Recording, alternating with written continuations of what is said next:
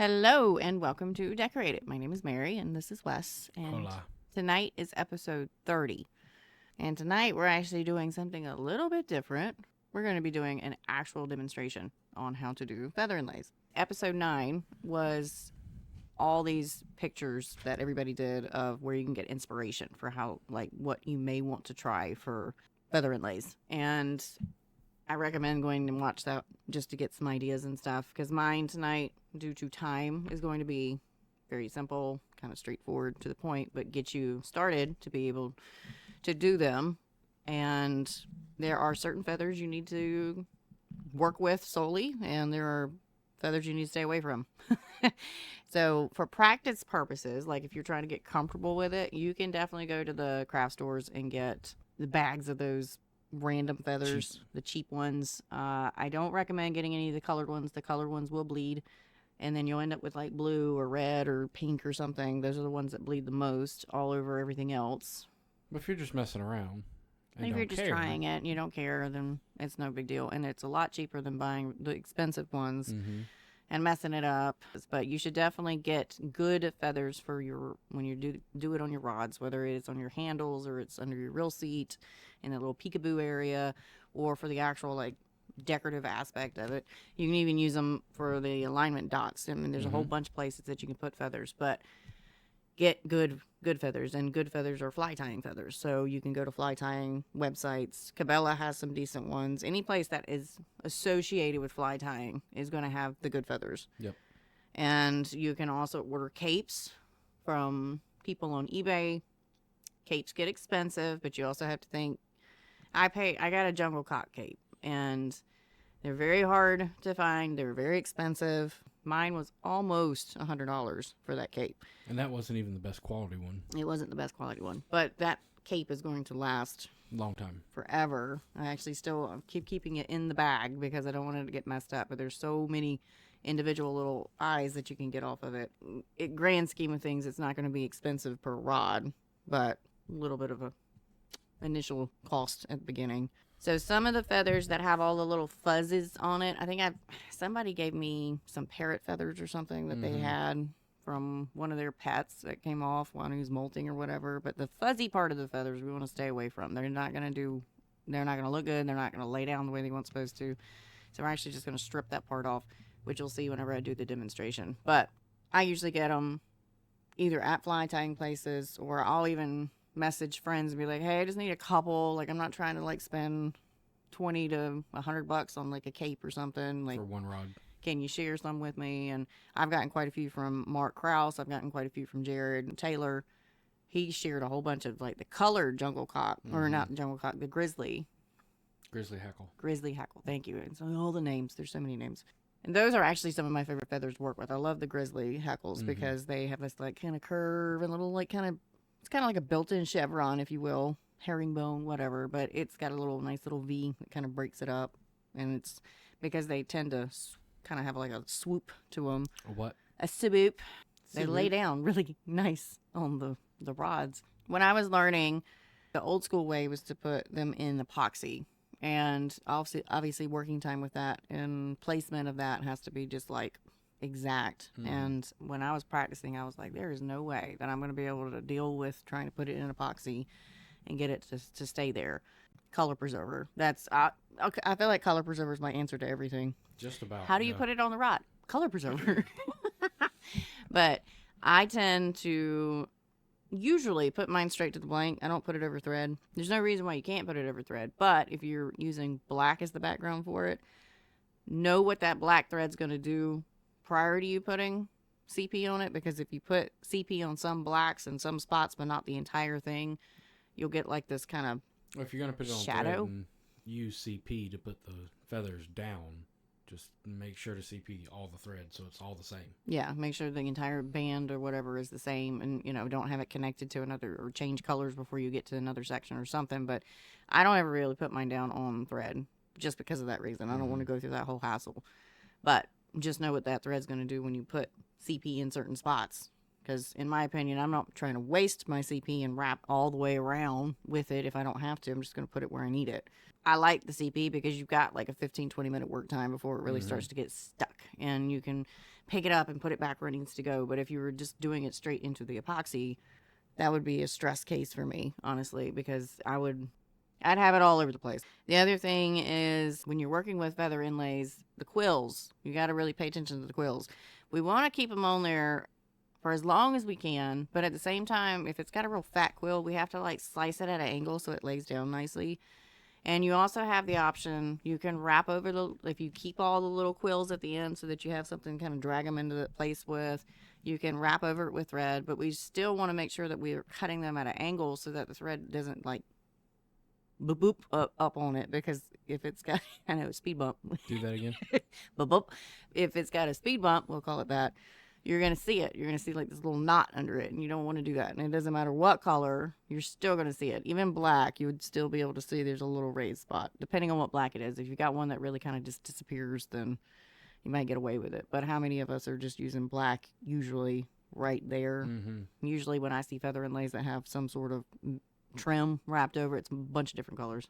I always sit down with my feathers and kind of plan them out. Like I'll lay them down, which I hate. As soon as I start pulling out feathers, I swear to God, I either am breathing really heavily out of my mouth or my nose, or I'm sneezing. It's just like as soon as it happens, and they're just flying all over the place, floopers everywhere. But I will put like some sticky tape, not like painter's tape, reversed on itself, so I can just kind of gently stick them to it and kind of get an idea where I want placement and just kind of move things around. Whatever you're doing flat is going to shrink. The rest of the feather is going to fold into itself and get a little bit smaller, and you can spread it back out, but if any part of those break, you're going to have that break in it. You're going to have to kind of like push it back together and hide it. It's very rare that you'll screw a feather up so bad that you can't use it, but I have done it before. CP just makes it so much easier. CP the world. Yeah. CP.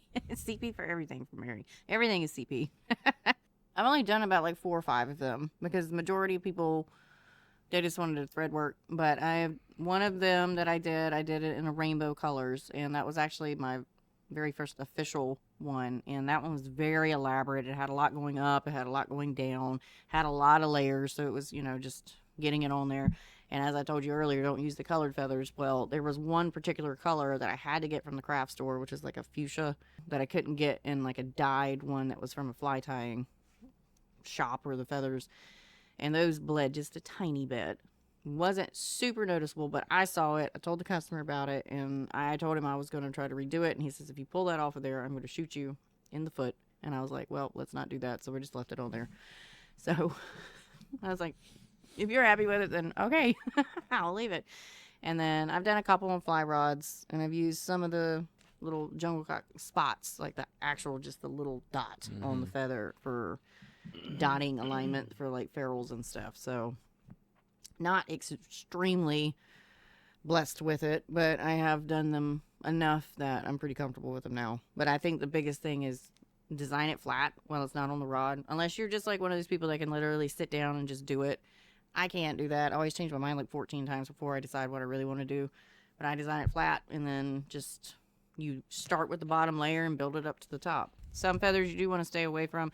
If you're outside collecting feathers that have magically appeared, make sure it's not from an endangered species. I have to say that because you can get in a lot of trouble if they, I don't know, I mean, like you got a bald eagle feather on there, you're going to get in a lot of trouble. Don't do that.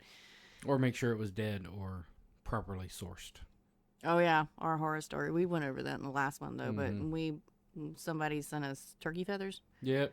And they didn't properly clean it or let it dry out or get rid of the hide.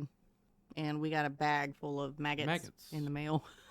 We promptly threw those turkey feathers away. They went straight to the trash as soon as we opened it. It was like, ugh. It smelled horrible too. It was awful because it was coming from like upstate New York somewhere and shipped priority mail. But it still took like 4 or 5 days to get here, and it was middle of summer. It was one of those weeks where it was like April, May time frame, but it had reached like 85, 90 degrees already. It was just bacon, and it sat in the mailbox.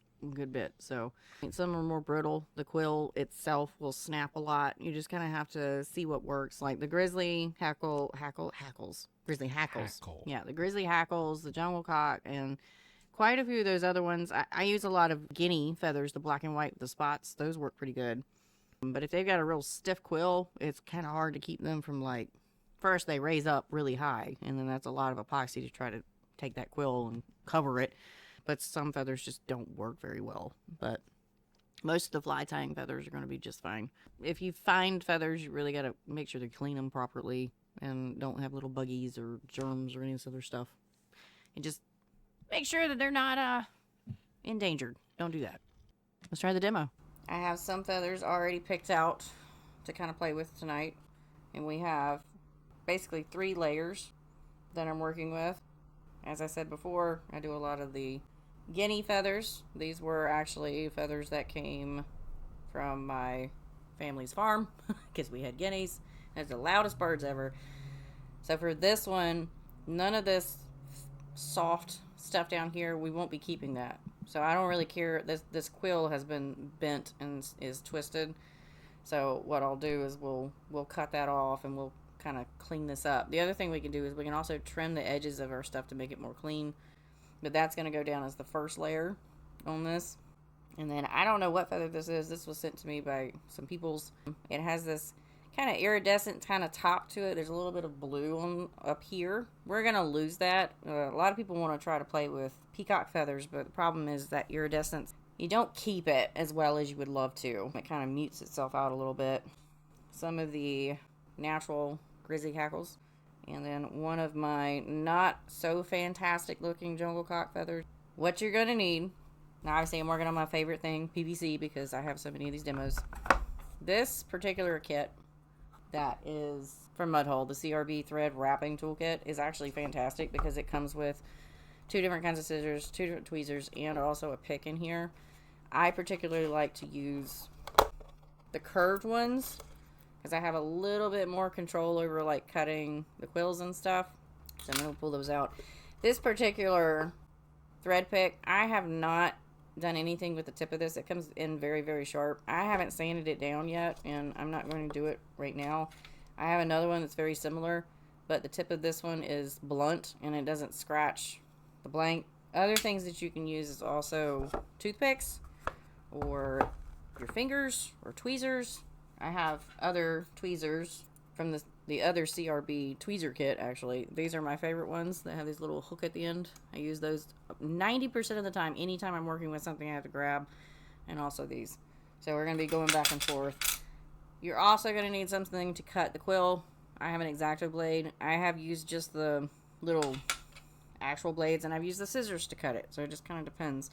Most of these, where it would be thicker, we would need to cut it off, are actually going to be removed. We're not going to keep those. Also going to need paintbrushes and color preserver. You can use whatever color preserver you prefer. They all work basically the same way. So let's get started. So I want to prep this feather first. So I want to go ahead and cut all of that floof off. And some of the feathers, like the fluffy section of it, you don't have to cut it. You can just pull those off. If you were going to pull it, all you would do, and this is the easiest thing to do, is just to grab it and just yank it, and they'll peel right off. But I know that I'm not going to keep that. So I'm just going to cut that quill. That quill is very tiny right there. So we're just going to boop. And then pull the rest of that fuzz off. Nope, don't do what I just did. The feathers will gravitate right towards your rod and get stuck. Now this side is curving up more than this side is. But don't get freaked out and start stripping the feather off yet, because we can take that and fix it. Trimming up the edges of this, everything's pretty good. This one doesn't really need to be trimmed. So we're going to set that down, and we're going to put some CP on. With color preserver, always stir it. Do not shake it. And we're just going to slap some on there for right now. And then take the tweezers, pick up our feather, and put it on there. Now that first coat that goes straight to the blank or the PVC, whatever you're playing around with, is going to kind of like start to separate because it doesn't have anything to soak into. That's fine. Once we get it where we kind of are wanting it to sit, I like to take something and hold this, and then we're going to go over the top of it with CP, just to get it to stick. If it moves around, remember, we still have working time. It's not that big a deal. Another thing to get shape is to drag it down. And then you can kind of get it to pull together kind of nicely. And at this point, it's pretty wet. I don't really want to get too crazy with it because I want it to dry in a decent amount of time. So now we're going to take our pick and we're going to kind of shape up the outside edges a little bit. And we have one come off. That's kind of normal. That was one of the fluffy feathers. Fix the shape. I want to try to get that as close to being together up at the top. So that feather that was pretty wide, sat down originally like this, shrunk. Now, if you want to fluff the feather out just for demonstration purposes and you don't like how it kind of shrunk in on itself, you can also take your toothpick or your picks or something and you can start to kind of drag. Maybe you want to have like a more spiky kind of version to it or something. You can start to take these and kind of push them out and do whatever kind of shape you want to with it. I like for mine to kind of be touching and cohesive. Now, you don't have to just design something that looks, that's just a feather. That's a bunch of feathers laying on top of each other. You can make shapes. I think the one that I remember the best is Jared's crawfish that he made. And that's in episode 9, if you didn't get to see that. 2 more feathers go on top of this one. But I don't want to mess with that right now because I want it to kind of set up a little bit. I have one of these grizzly hackles that I want to kind of frame it like that on one side with this pushing up to center. And then the other one on the other side. Now, this one it has the natural curve going this way. So if I want it to curve the other way, I just flip it over. All right. So that's the concept that we're going for. But I don't need all this extra down here at the bottom. So I'm going to cut it. I'll cut it here, get rid of all that fluffy stuff. And we're going to place the natural one first and then sort through the one we got to reverse. Still, once again, these quills are very, very tiny, so I'm not really worrying about cutting them at an angle. Let's see. Now what I want to do is to frame this one, but I don't want it to be that far up, so we're going to end up cutting more off. That's where I want it to lay. It's just like that. And there is no right or wrong way to do this when it comes to like laying them down. It's just your design, your artistic approach to it. So don't think that you have to match something. Just have fun with it. This is why I like to do it flat first so that I could see what it's going to kind of look like. Same thing again. We're going to kind of place this just to get a little bit on there. Pick up our feather.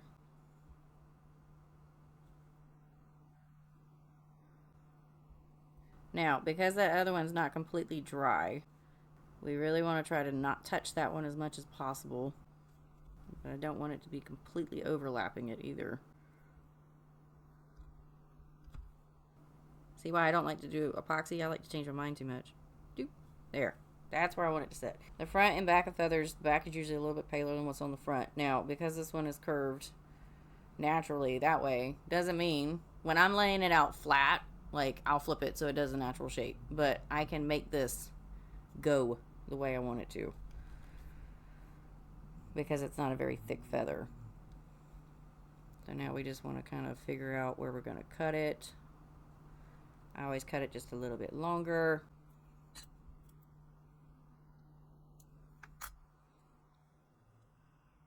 Put some CP around the outside of that. Give it something to stick to. And we're going to force it to sit nice and pretty, starting with the top. Now, because the quill isn't naturally curving in that direction, this side will take just a little bit more work.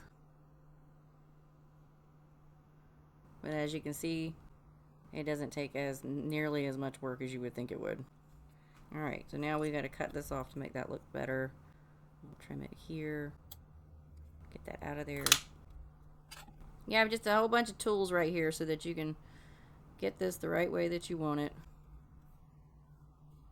And it's always more important for me to make sure my quills match up and my points at the top match up. And I'm going to say that that needs to come down just a wee bit. I can cut this off later. I'm not worried about it. Now, we haven't gone back over it to shape it yet because I wanted to get them on there before they start doing something stupid. You can use your tweezers or your fingernails, and we want to just go over this feather. Now, I would recommend waiting for the first feather to dry before we start messing with other feathers, so that as we add more color preserver on top of it, we're not maneuvering this bottom feather, okay? For demonstration purposes, we're going to power through this, and you can see why I recommend to not do this, because they'll start moving around on me. Shape them. If one of the little individual ones come off, pull it out.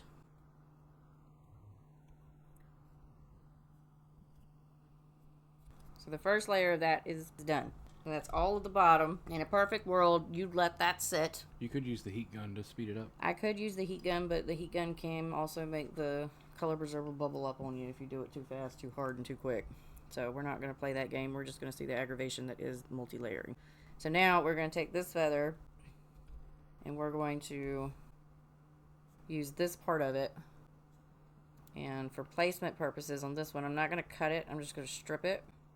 And sometimes, if it doesn't pull off easily, whenever you go to grab it, get some tweezers and pull off the floof. I don't know what it is, but sometimes some of them will not release, and it's a lot easier just to grab them with a pair of tweezers. And so now we have a quill that we can hold on to and work with, instead of manhandling the bottom feathers. Now, for me, typically, I'm a matchy-matchy kind of person. No matter how crazy I'm doing, I wouldn't want this spot here, because it's not on the other side.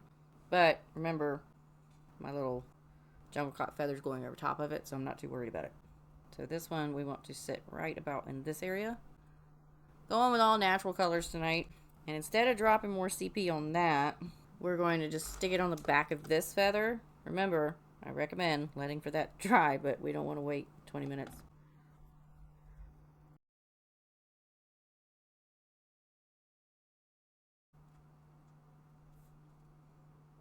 Put that down there. And this is all feathers are. It's not super complicated. I know my first one I was stressed out. Like I made a very, very massive ordeal about feathers. I was having a panic attack actually about them. Whoops.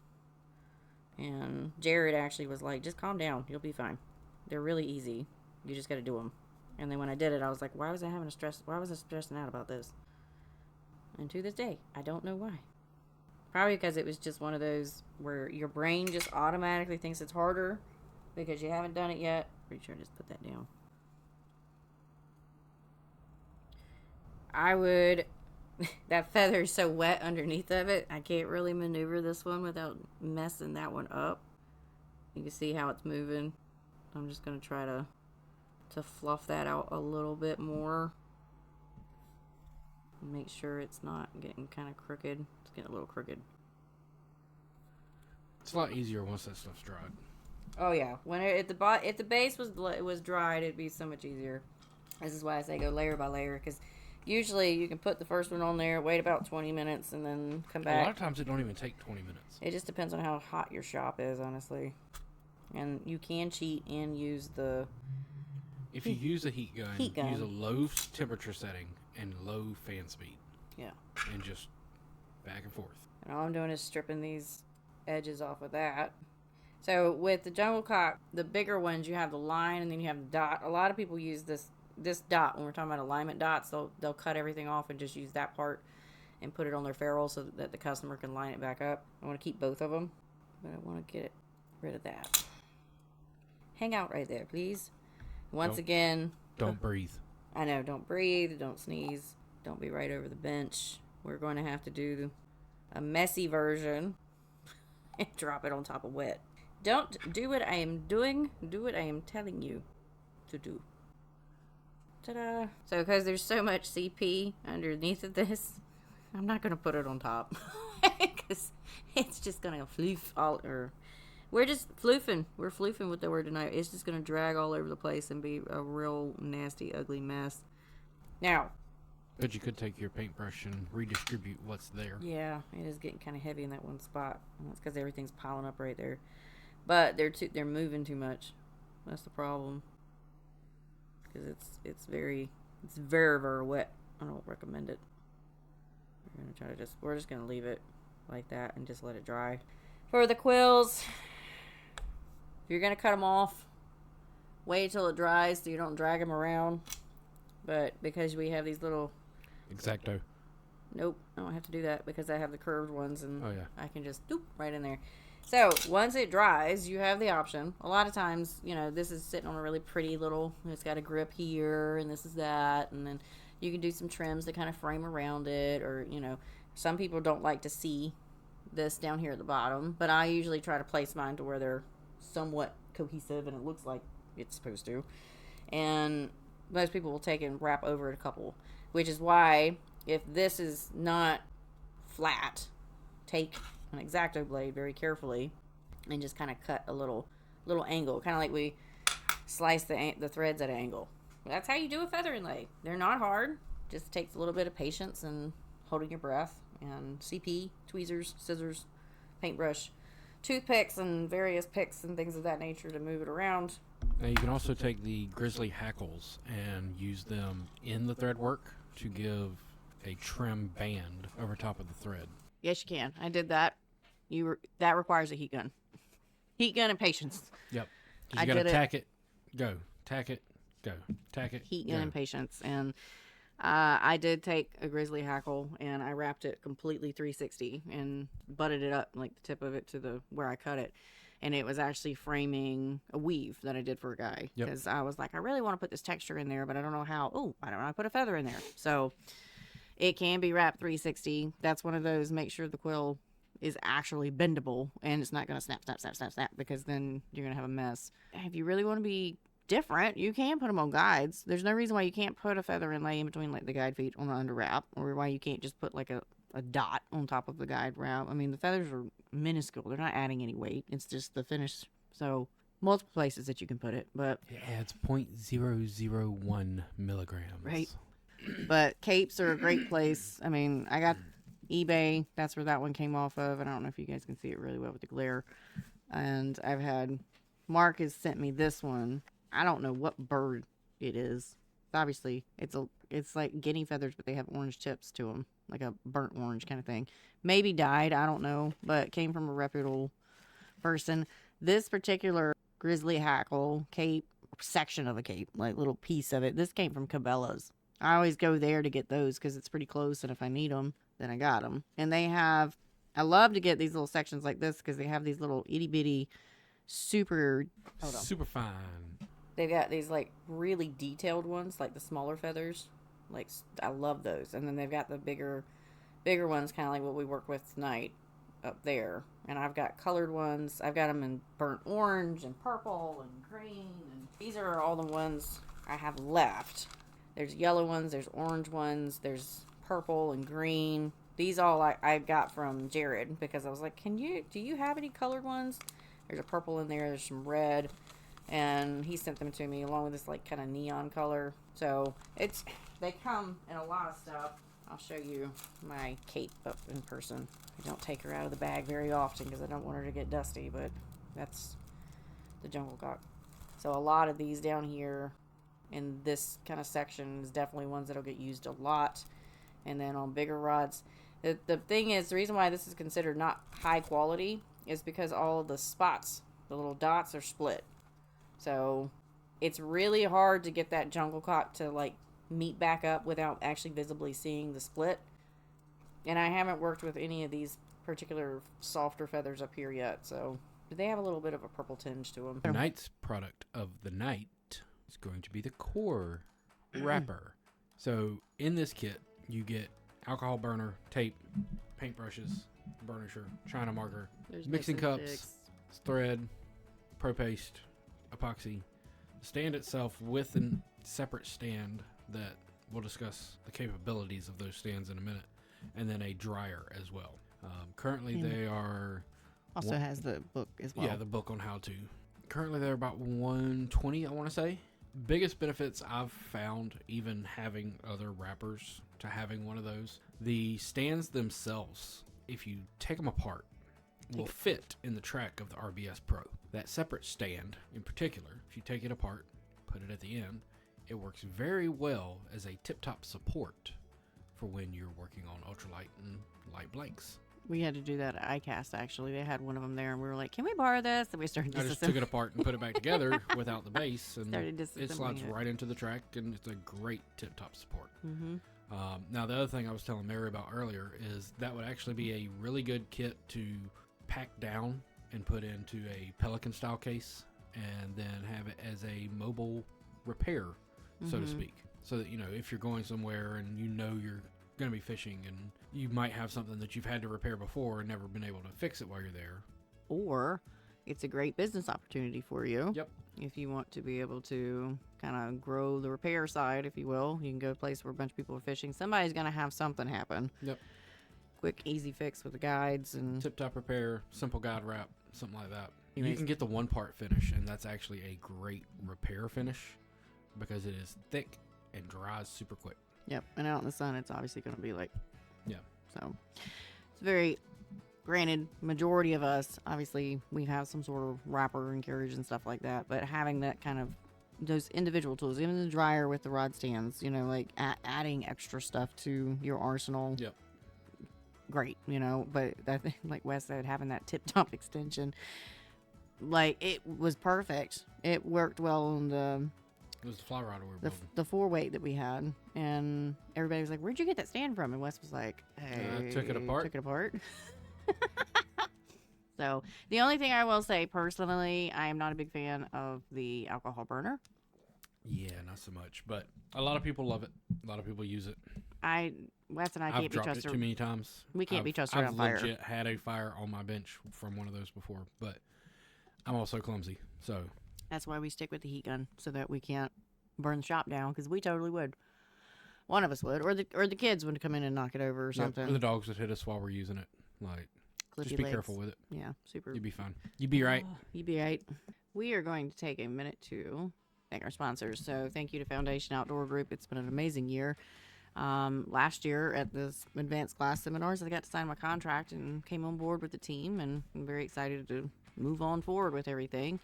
And really appreciate being able to actually just share our passion of decorate it, and along with teaching other people and helping people get started in the industry and stuff. It's been a blessing, and I get to travel and teach now. Like, that was always been like a dream, to be able to share kind of the passion I have of being weird and different and artistic with other people, and I get to do it. Like, it's kind of cool. And now I've drug you into it because you get to teach marbling. So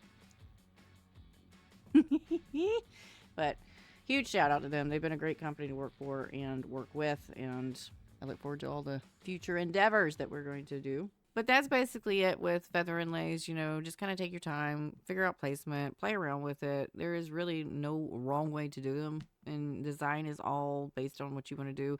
Take some inspiration from episode 9, where there was a whole bunch of people that put in photos of making little crawfish, to just designs in general, and just realizing that with practice you're going to get better at playing around with it, getting good quality, high quality feathers, even though they do come at a slight cost. Maybe splitting some with some friends and stuff like that might work out better for you. Or stop by Cabela's and check out, I keep saying Cabela's, I'm not sponsored by them, but like Cabela's specifically, you can walk in there and look in their fly tying section and find some. If you have a fly tying shop that's close to you, like Orvis, they have stuff in their shop as well. You can get some good stuff. Check out eBay from reputable. Check out their history and their comments and stuff about their shipping and stuff, but check the quality on stuff before you buy from eBay. But you can usually find some good stuff on eBay. But practice with it, and just try it out, because it's one of those things where, for me personally, I overcomplicated the entire thing. I thought it was just going to be stupid complicated to do a feather inlay, and I shied away from it for a very long time.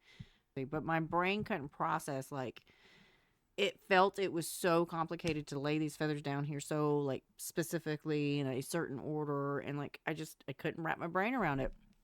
Well, when it was explained to me, just use CP and shape it and move it around until you're happy with it. Lay it out flat before you just decide to put it on the rod. Get happy with the shape or whatever you're going for, and just kind of layer things on there.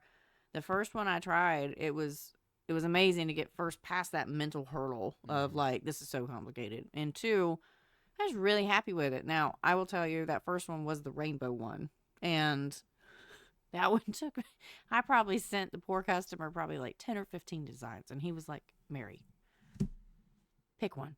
They all look great. Like, at this point, it's overload. Like, stop sending them to me. Just figure out which one we're going to do. And I was like, I'm so sorry. Because, like, when I was doing that first one, we were only in building like 3 or 4 years. Like, I was a newbie. So I was just making sure he was happy with what I was doing. And I was trying to be a good custom rod builder and give him choices. But I was overloading him with too many choices because my brain couldn't narrow down what I liked and what I didn't like.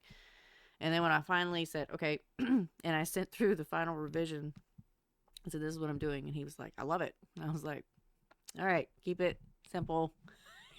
Stupid. Keep it to the KISS simple, the KISS rule, and keep it stupid simple, or keep it simple stupid, however you want to say it. But it really is an easy thing to do. And it adds, to me, feathers are just kind of classy.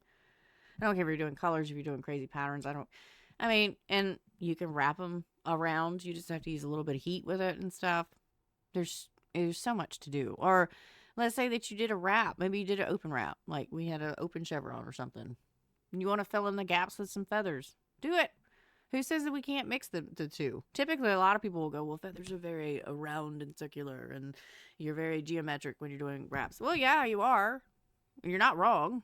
But why can't we mix the two? Like, nature doesn't care. Like, you look at patterns on butterflies. Like, patterns on bugs. Like, you can mix the two. You just have to figure out your happy little place. And pick one that's going to be super colorful and pick one that's going to be kind of neutral. Like, that's the reason why. Why are you laughing? Happy little place. Happy little place. The happy little accidents that happen. I've been getting a lot of happy little accidents here lately with EVA. But if you got a bright colored wrap or marbling or something and you want to put a feather in there, stick a neutral feather in there. Yeah, black and white. You're never going to go wrong with a black and white one, or even brown. To me, those natural ones, those neutral tones, you can do a whole bunch of mixing and stuff and you're never going to go wrong with it. But at the end of the day, try it. Try it on scrap. Try it on PVC. You know, I'm the PVC queen when it comes to doing demos and testing stuff like that because I'm not messing up a perfectly good blank with some CP on it. It's easy to remove.